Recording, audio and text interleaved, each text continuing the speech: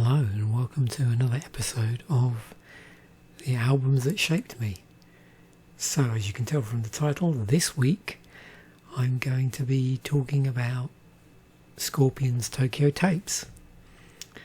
Released in 1978, but as you'll find out in a moment, that wasn't when I first listened to it.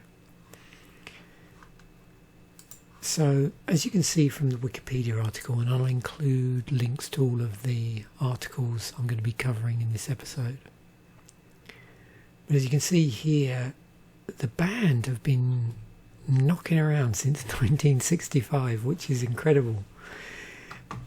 And also, as we'll see, there's a certain period where I'm more familiar with the band than other periods, which we'll get onto in a moment.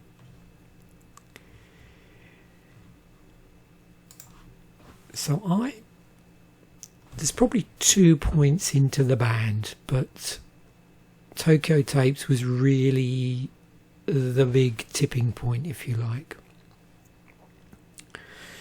So I know that I listened to this album sometime in 1980 and listened to it a lot.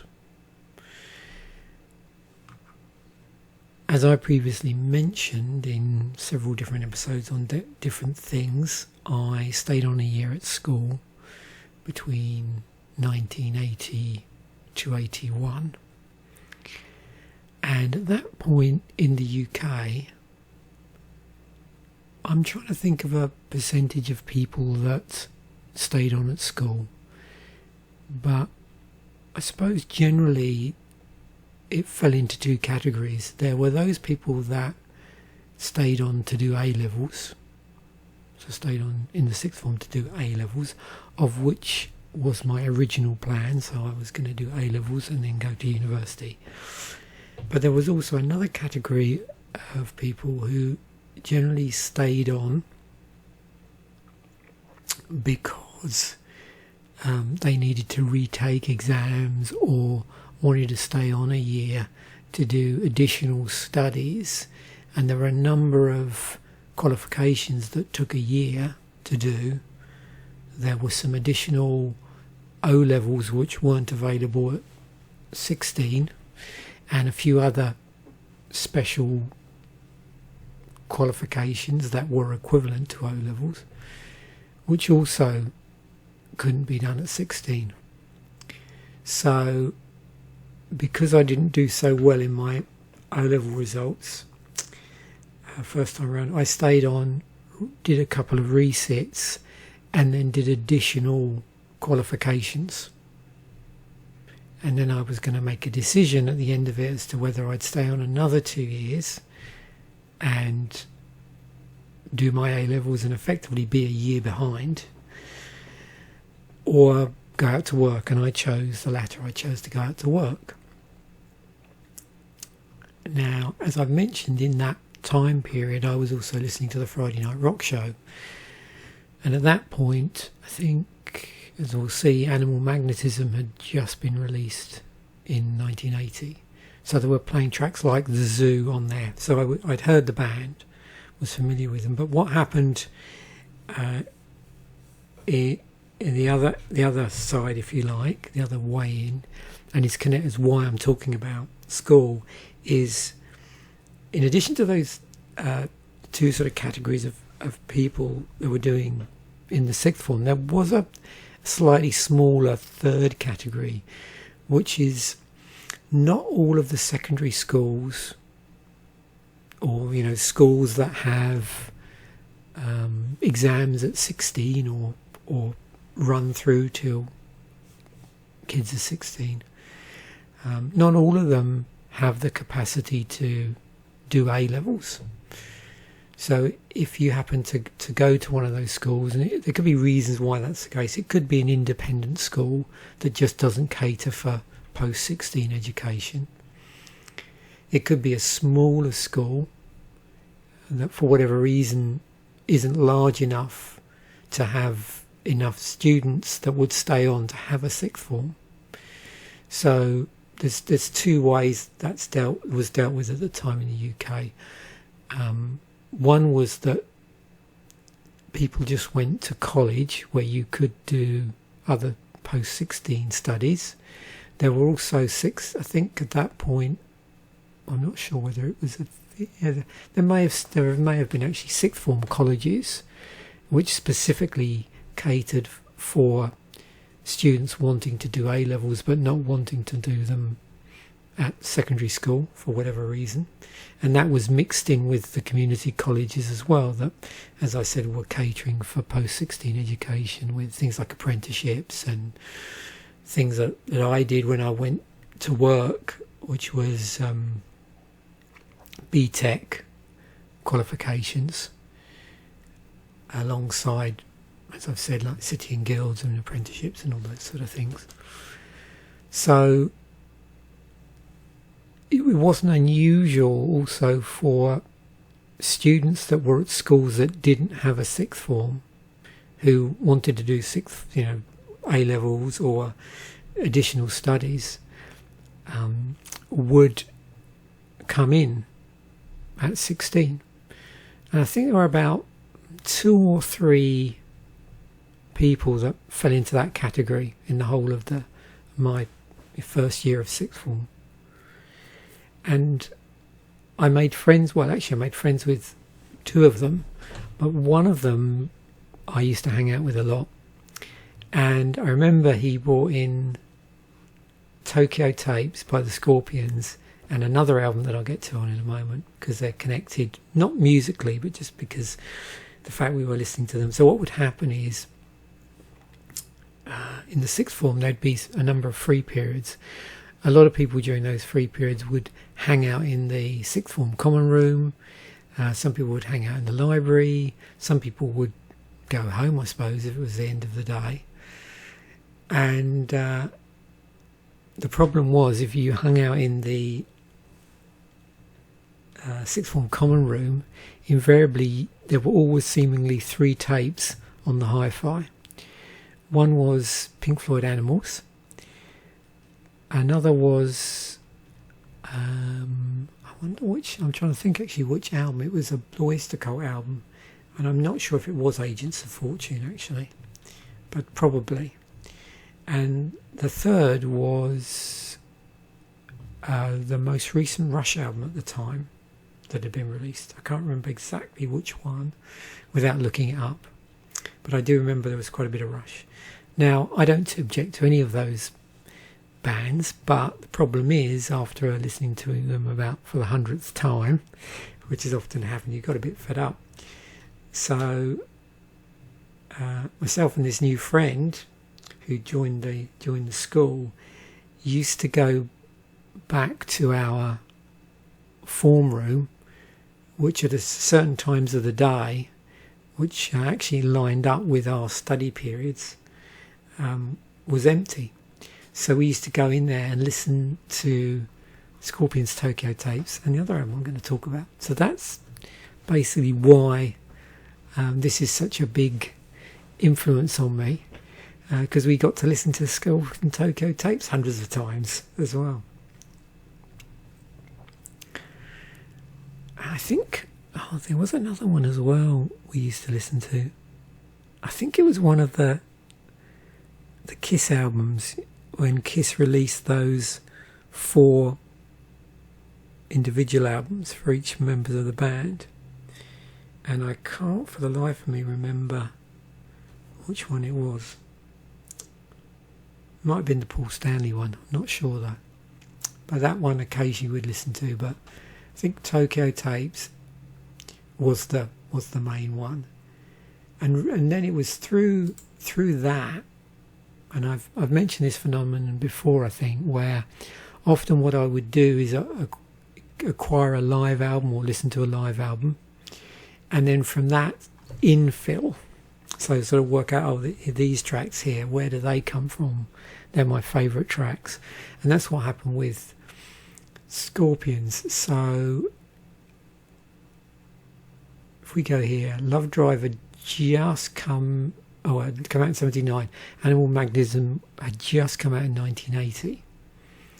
So I was aware of those 2 and actually saw them. They were easy to get hold of in the record store. And then I backfilled. On a Sunday, we used to go to a local market, and there was a stall at the market which had vinyl and badges.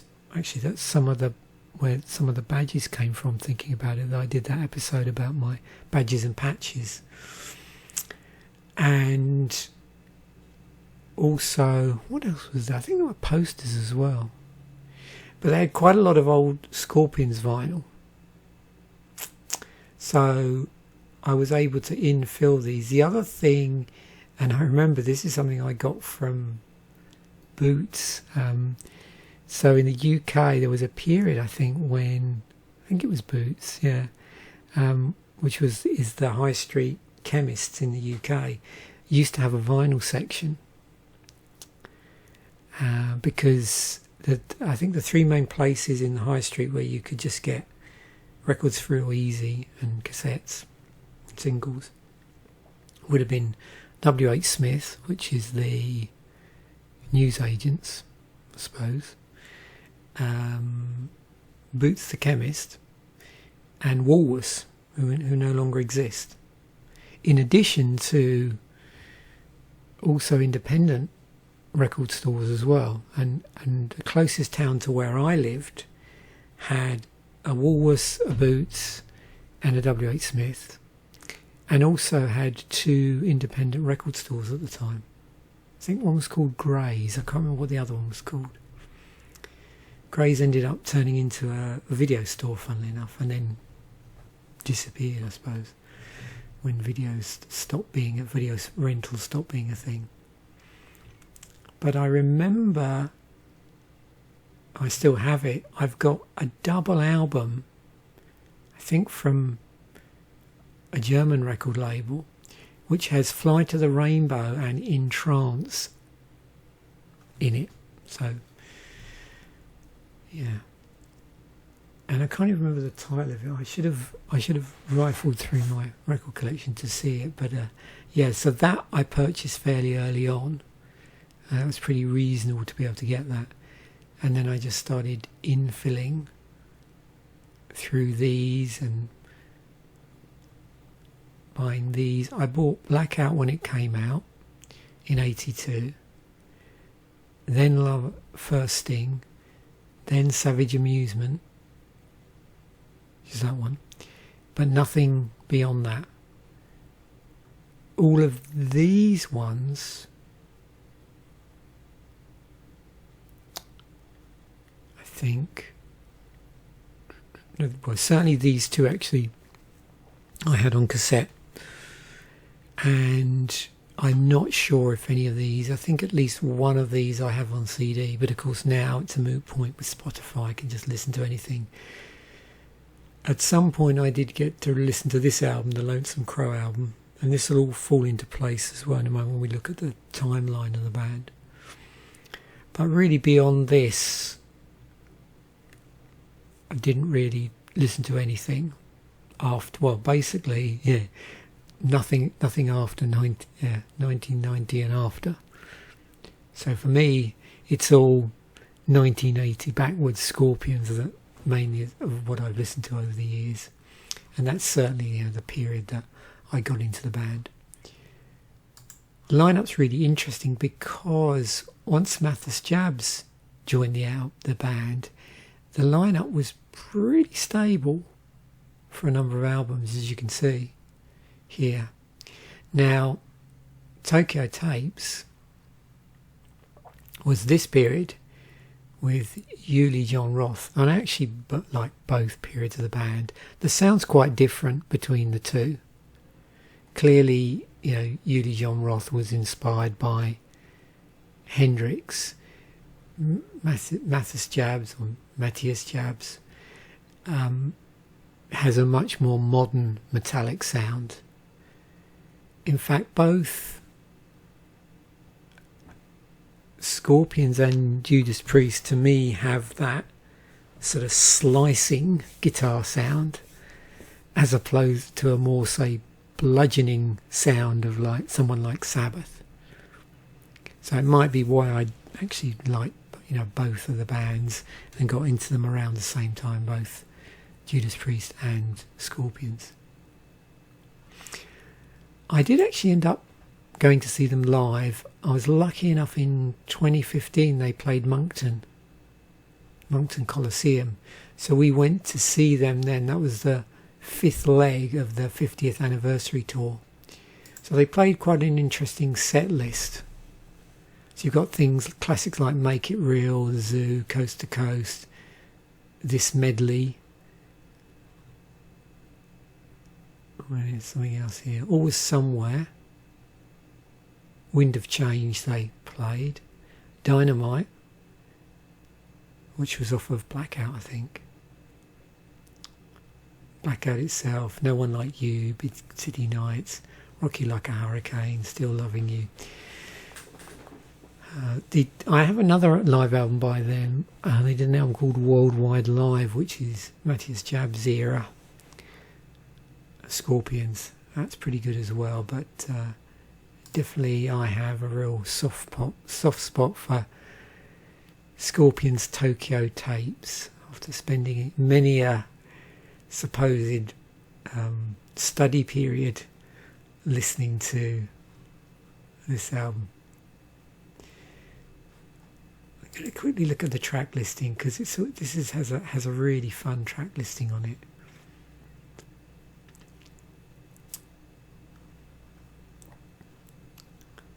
So they've got some covers on here as well, like Hound Dog, Long Tall Sally. This as well, which is a traditional Japanese song.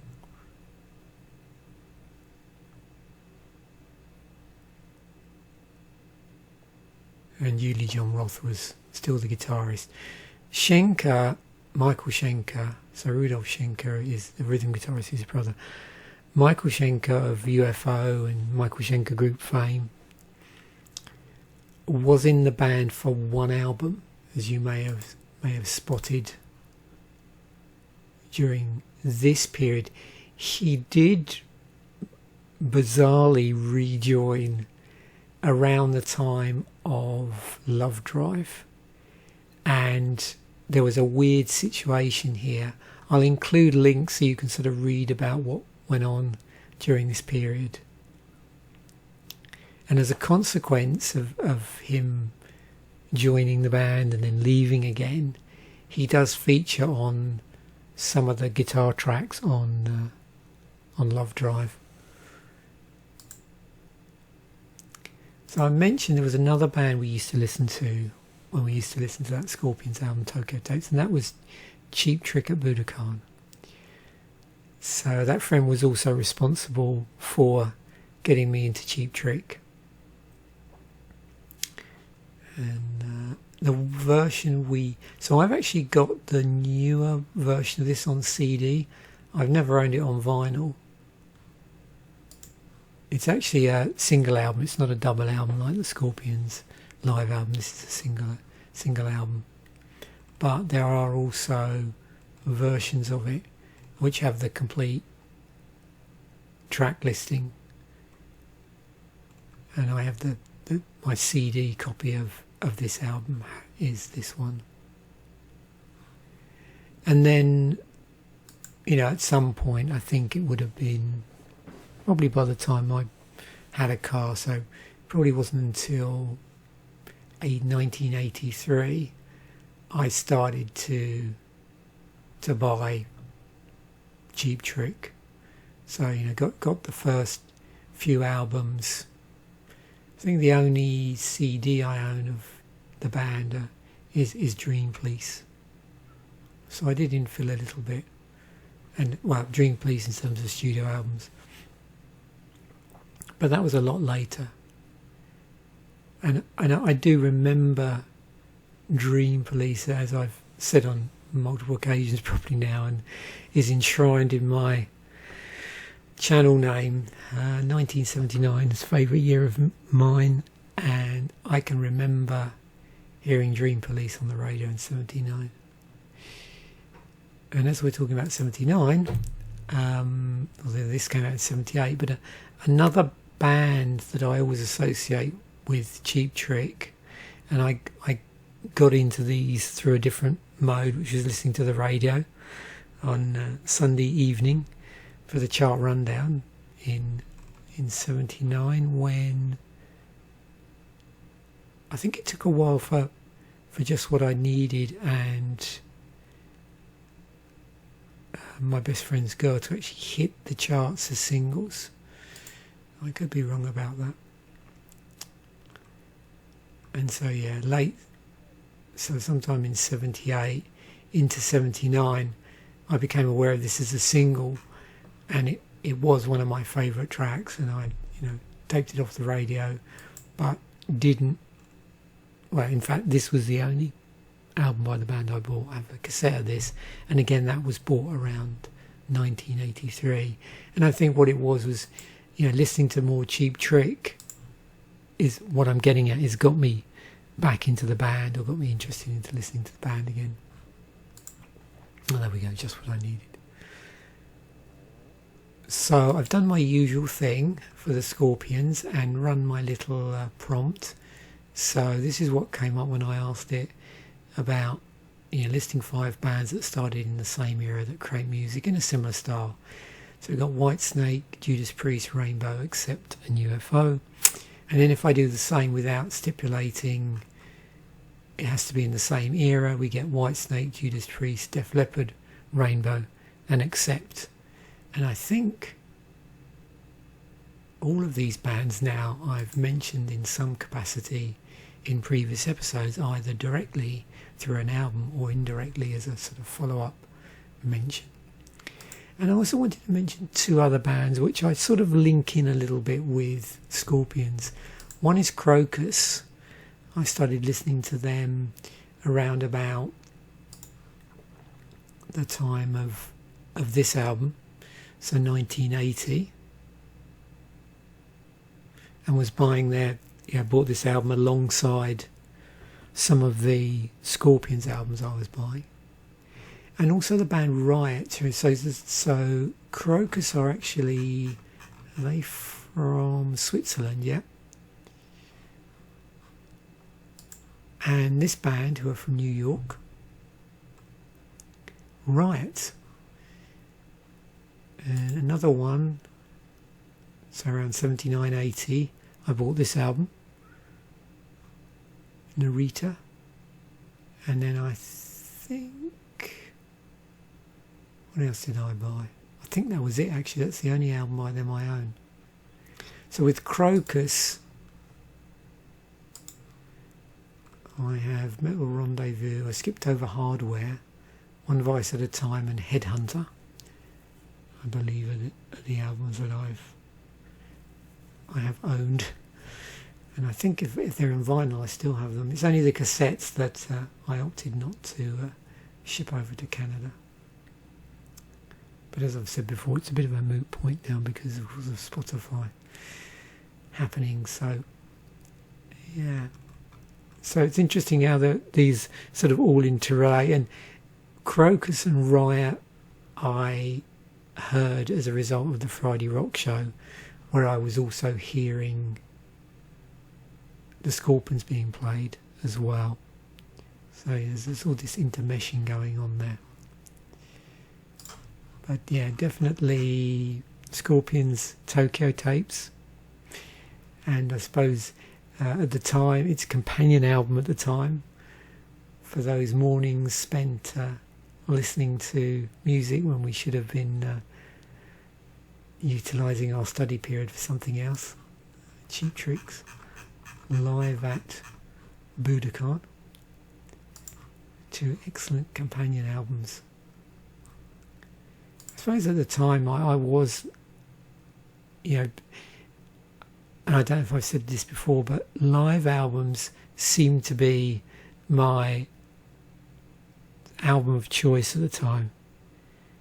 So many bands, the Gateway album has been the live album either early on or the first album I bought, and then from there using that to work out what other albums I might like based on the tracks.